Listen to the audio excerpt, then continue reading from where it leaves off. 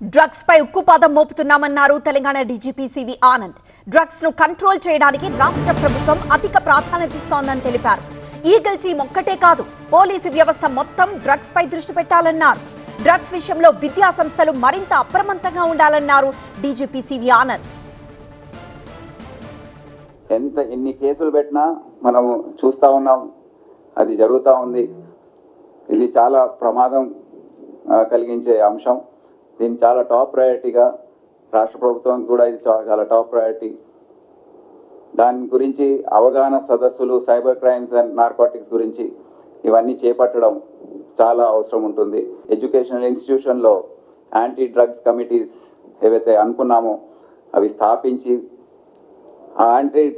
ఆ కమిటీ ఏదైతే ఉందో డ్రగ్సే కాకుండా ఇతర సమస్యలపైన, అక్కడ ర్యాగింగ్ కావచ్చు, ఇతర అంశాలు కావచ్చు, వారి బాధ్యత అవుతుంది. Educational institution managements, police, concern local officials, వారందరి బాధ్యత అవుతుంది అది నిర్మూలించడానికి.